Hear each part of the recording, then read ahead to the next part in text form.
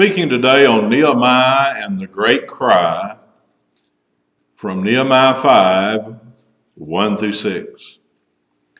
One of the devil's favorite weapons is that of selfishness. If he can get us thinking about only ourselves and what we want, then he can win the victory before we realize that he is even at work. Selfishness means putting myself at the center of everything and insisting on getting what I want. It means exploiting others so that I can be happy and taking advantage of them just so I can have my own way. In the book of Nehemiah, he had to counter a lot of outside attacks against his people and against his work. But chapter 5 is very different. In this chapter, Nehemiah will have to deal with internal strife, a lack of reverence toward God, and a lack of compassion among the wealthier Jews. He will have to deal with selfishness and greed among his own people in a time of famine and desperation. You know, at every age, there are people who will try to exploit and take advantage of other people during an economic crisis.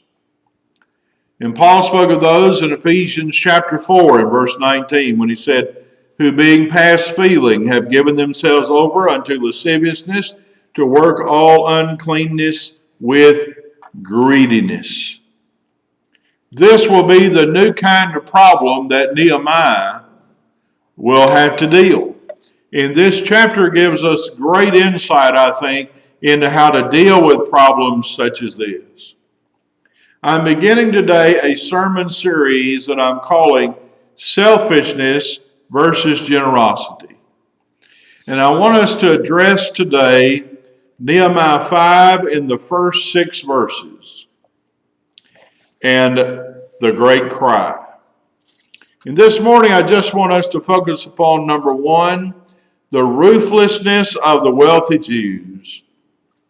And number 2, the reaction of Nehemiah. Now, first of all, let's look at the ruthlessness of the wealthy Jews. We'll begin by reading verses 1 and 2. I encourage you to read with me.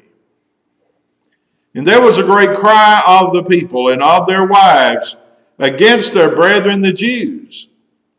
For there were that said, we, our sons and our daughters are many, and therefore we take up corn for them, that we may eat and live. A great cry was heard among the Jews while they were doing a great work, Nehemiah 4:19, for our great God, Nehemiah 1 and verse 5. There was this internal problem that arose among the people that had returned from captivity, and amazingly, they are crying out against their own people rather than against the Samaritans and rather than against other people. And it may be by this that they are referring to their crying against those nobles that are pictured in Nehemiah 3 verse 5, who earlier had refused to work.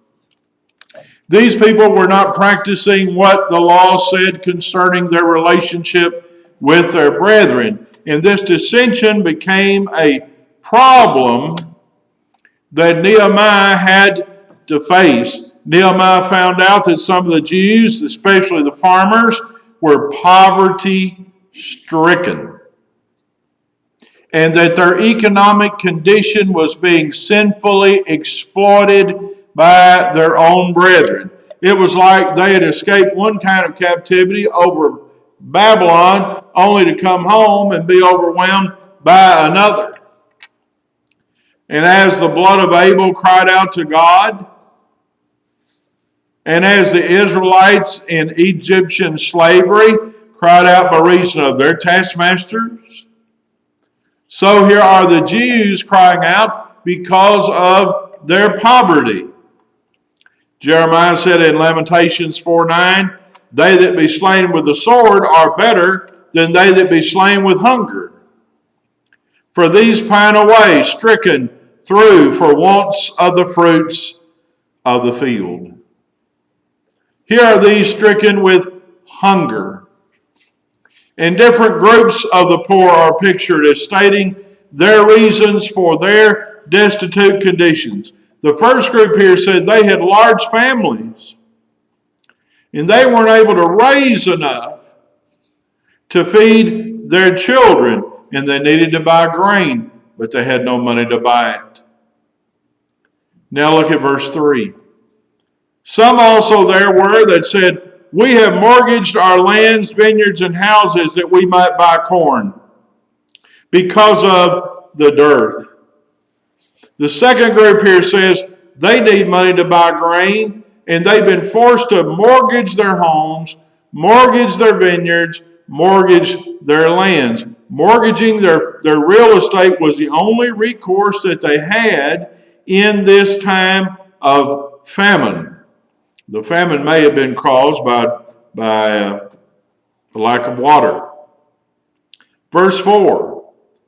There were also that said, we have borrowed money for the king's tribute, and that upon our lands and vineyards. So here's now a third group, and they're stating, we have had to borrow money on our lands and on our vineyards to pay the royal taxes. Even though they live about 800 miles away from Persia, and their taxes would offer them little in the way of benefiting them there locally, they were still obligated to pay it. And even a small tax would only add to their already oppressive burdens caused by borrowing money just to meet their daily necessities. Now verse 5. Yet now our flesh is as the flesh of our brethren, our children as their children, and lo, we bring into bondage our sons and our daughters to be servants, and some of our daughters are brought unto bondage already. Neither is it in our power to redeem them, for other men have our lands and vineyards. The destitute condition of some families had led to three unfortunate results. Number one, poverty-stricken families were forced to sell their sons and their daughters into debtor servitude. According to the Mosaic law, creditors could enslave debtors and their children, and the outstanding debt could be worked off until it was paid. Deuteronomy 15, 12 through 18. The time of servitude could last 6 years, with the servant going free in the seventh year, called the year of Jubilee, Leviticus 25, 39 through 40. And if it was close to the time of Jubilee, they were not to refuse to lend to the poor because the time of service would be shortened. Look over at Deuteronomy 15. Now we'll read these two verses. Deuteronomy 15, verses 9 and 10, where you have the warning, beware that there be not a thought in thy wicked heart, save the seventh year, the year of release is at hand. And that I be evil against thy poor brother, and thou givest him naught. And he cry unto the Lord against thee, and it be sent unto thee. Thou shalt surely give him, and thine heart shall not be grieved when thou givest unto him, because that for this thing the Lord thy God shall bless thee in all thy works, and in all that thou puttest thine hand unto. Now, second, it says that some of their daughters had been brought into bondage already due to unpaid obligations. And that was the ruthlessness of these cruel tyrants. They would take the people's children for bondservants. You know, it's shocking to us that such economic conditions still persist in our world. On October the 26th, There was a story that was published about how starving Afghan families are selling their children. In a desperate bid for money after the Taliban takeover put an end to foreign funds that propped up their fragile economy, leaving it on the brink of collapse. And there was a BBC reporter who spoke to a mother in a village outside of Herat who sold her infant daughter for $500 to pay for food for her other children. It said the buyer was an unnamed man who claimed he wanted to raise the girl to marry his son, but there is no guarantee of his intentions. He paid $250 up front, enough to feed the family for a few months, and will pay the rest when he returns to collect the baby once she can walk. And I'm hearing more stories like that out of Afghanistan. And this kind of ruthless exploitation of the poor and the impoverished has sadly not ceased in this world. It's still going on today. Well, while this practice occurred then, the law of Moses did not approve of Jews taking the children of other Jews into bondage because of debt. And it sought to regulate these practices by some humane restrictions. An Israelite was never to be treated as a slave if, because of debt, he was forced to sell himself to a creditor. It says he was to be treated as a hired worker and not ruled over with rigor. That's Leviticus 25, 39, and 40.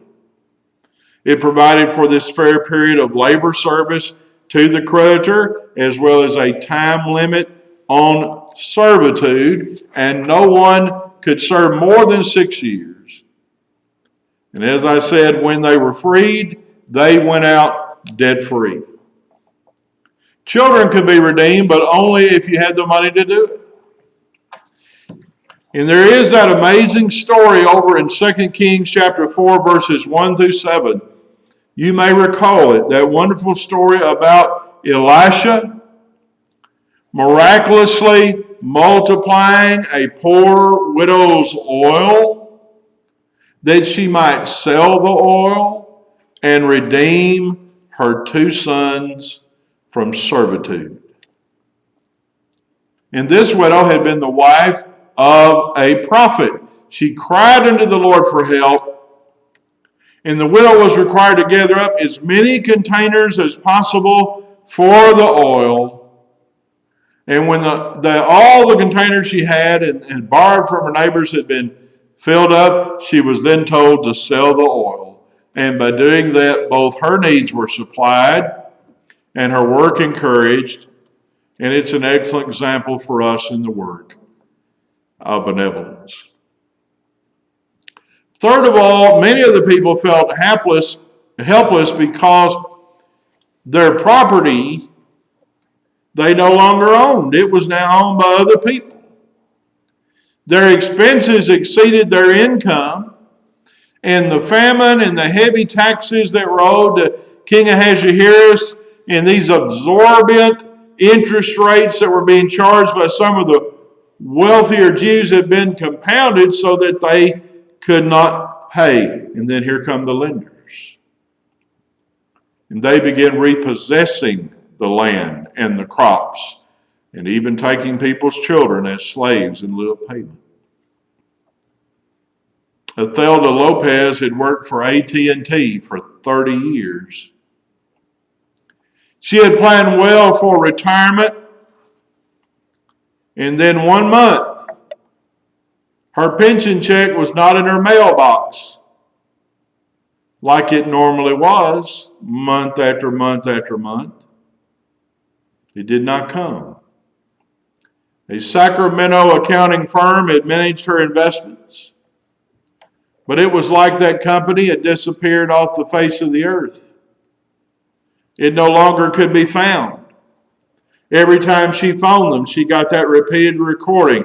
This number is no longer in service. calls to mortgage companies, calls to politicians, calls to bank managers, was all to no avail.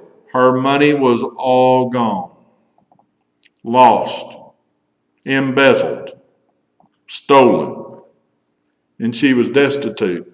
And her worst fears were realized the day she stood out there on the county courthouse lawn, crying and watching as her dream home was auctioned off to strangers. Turn over to Isaiah chapter 59, verses 9 through 12. The prophet Isaiah refers to this kind of people. In Isaiah 59:9, all ye beasts of the field come to devour, yea, all ye beasts of the forest. His watchmen are blind, they are all ignorant, they are all dumb dogs. They cannot bark, sleeping, lying down, loving to slumber. Yea, they are greedy dogs, which can never have enough. And they are shepherds that cannot understand. They all look to their own way, every one for his gain. From his quarter, come ye, say they, I will fetch wine, and we will fill ourselves with strong drink. And tomorrow shall be as this day, and much more abundant. That adequately describes these nobles. They were greedy dogs. They had forgotten about the teaching of the law of Moses. They had allowed selfishness to control them. They were only looking out for themselves and what would make them richer, and they're using their power to rob some and to put others into bondage. Jesus said in Luke 12:15, take heed and beware of covetousness, for a man's life consisteth not in the abundance of the things which he possesseth. The writer of Hebrews admonishes us in Hebrews 13:5, let your conversation be without covetousness and be content with such things as you have. Turn over to Psalm 37. Let's turn over to Psalm 37 for a moment. And let's draw forth some truths to help us when in financial collapse. David knew that wicked people are out here doing record business and oppressing good, God-fearing people. And he wrote in Psalm 37:14, the wicked have drawn out the sword and have bent their bow to cast down the poor and needy, to slay such as be of upright conversation. Well, when that happens, do we trust God to sort out these glaring injustices? First of all, David says we need to decide to trust in the Lord. Look down at verse 40.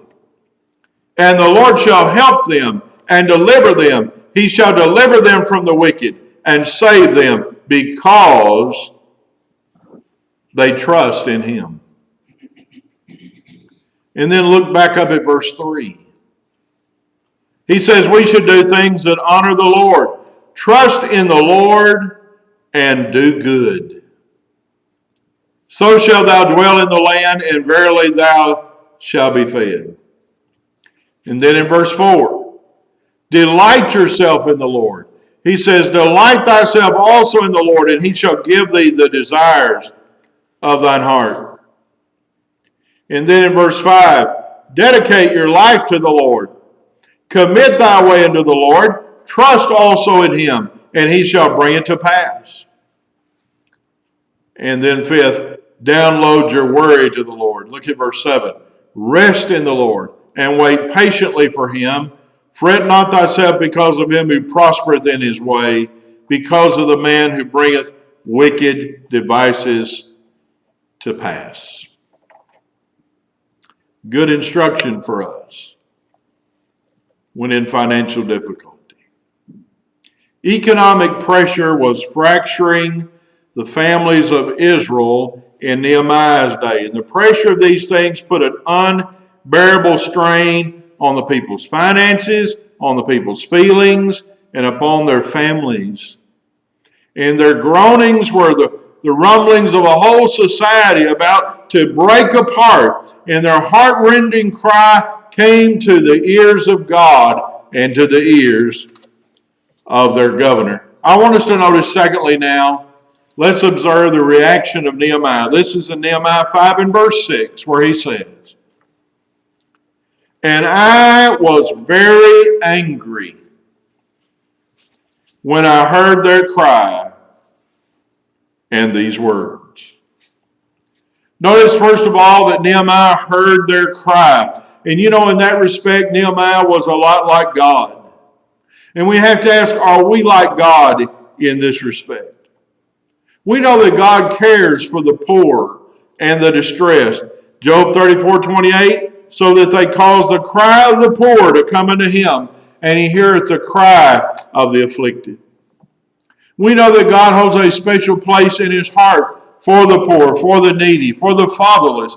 That can be seen all throughout the Old Testament. God is pictured as the helper and as the father of the fatherless. Psalm 68:5. David declared in Psalm 146 verse 9, "The Lord preserveth the strangers, he relieveth the fatherless and widow, but the way of the wicked he turneth upside down." Well, those verses are comforting to widows. Those verses are comforting to orphans, to the poor, to the needy, and we need to emulate God in this respect. Psalm 41:1, "Blessed is he that considereth the poor. The Lord will deliver him in time of trouble." Psalm 82:3 and 4, "Defend the poor and fatherless. Do justice to the afflicted and needy. Deliver the poor and needy. Rid them out of the hand of the wicked." And then in Proverbs 22:22 through 23, "Rob not the poor because he is poor, neither oppress the afflicted in the gate. For the Lord will plead their cause and spoil the soul of those that spoil them." Well, I read these verses, I think, you know what? That's just exactly what was occurring in Nehemiah chapter 5. These wealthy nobles were robbing the poor. And God heard their cry, and so did Governor Nehemiah. So you see that Nehemiah next reacted with anger to the problem. Verse 6, "I was very angry when I heard their cry," in these words. His reaction was one of righteous indignation. The Hebrew word for anger there is sharah, and that suggests that the news burned down inside him. He was sizzling with anger. He had been listening like a good leader should, and he reacted like a good leader would. And Nehemiah was a person that had sacrificed to help his people, and we'll see that later on in our series of how he had done that. And it just wounded him deeply to learn that some of his own brethren had used their positions of authority and wealth to impoverish their people. He knew they were violating God's law. He knew they were mistreating God's people. He knew there were laws on the books that they were supposed to live by, but didn't, regarding lending and regarding servitude, and God had defined appropriately these lending practices. Deuteronomy 23:19 through 20. There were 3 guidelines for the Jew. It was wrong to lend money and charge interest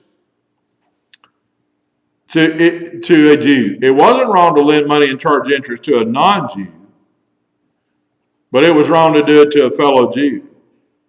And then Nehemiah wasn't angry because the people had interrupted the completion of the wall. He was angry because these nobles, these rulers, had knowingly and willfully disobeyed the commands of God.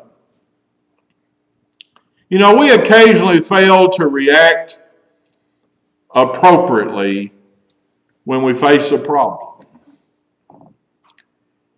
It was not sinful for Nehemiah to react with anger at this problem that he faced. And I just want to point that out. Nehemiah was not a politician who asked what is popular. He was not a diplomat who asked what is safe. But he was a true leader who asked what is right. And his was a holy anger against sin. He knew the law of God. He knew they had violated it. You know, Moses expressed this same kind of anger when he broke the stone tables of the law, the Ten Commandments in Exodus 32. And so did Jesus when he saw the hardening of the Pharisees' hearts in Mark 3, verse 5. And you remember Paul said, be angry and sin not. Let not the sun go down upon your wrath in Ephesians 4 and verse 26. And that shows us that the mere fact of being angry does not constitute sin. Why, at times our sinless Heavenly Father is angry. In Psalm 7 verse 11, God judgeth the righteous, and God is angry with the wicked every day. And the holy anger of the Lord as part of his judgment against sin, why around 23 times in the book of Isaiah and around 37 times in the book of Jeremiah by my count, the Bible speaks of God being provoked to anger. And at times the sinless Savior was angry. Take a look at Mark chapter 3 and verse 5. Mark 3 and verse 5, where it said of Jesus, and when he looked around about on them with anger, being grieved for the hardness of their hearts, he saith unto the man, stretch forth thine hand, and he stretched it out, and his hand was restored whole as the other. Well, if Jesus was angry, and yet God describes him as being without sin, 1 Peter 2, 21 and 22, it follows then that anger is not always sinful. There are times when it is permitted, and it was certainly permissible here on this occasion for Nehemiah to react with the kind of anger that our modern culture calls righteous indignation. It's anger that is under control, but yet which motivates us to do what is right and also to oppose what is wrong. In fact, there are some situations in which it would be wrong not to be angry. If the homosexual revolution that is sweeping our country does not anger us, then perhaps we're consumed by apathy and indifference. But it's also possible for me to be angry for the proper reason and yet respond in a way that's sinful. For example, the abortionist who kills an unborn baby ought to fill me with righteous anger, and yet I dare not try to retaliate by trying to assassinate him or blowing up a clinic. That would not be a proper exercise of righteous indignation.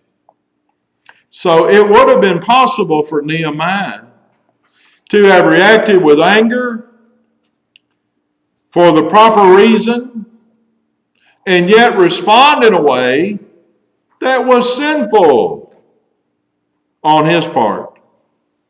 That's why Paul warns us as Christians, be ye angry and sin not. And we need a whole lot more righteous indignation such as God has, and we need a lot less unrighteous anger like so many people have. We'll continue this study, Lord willing, next Lord's Day. But may God help us to hear the cry of the poor and react in a righteous way to injustice against them as Nehemiah did here in the first 6 verses of Nehemiah chapter 5. The lesson is yours, and if you need to respond to the Savior's invitation to obey the gospel of Christ or to be restored, we stand ready to assist you. Come, as together we stand and sing.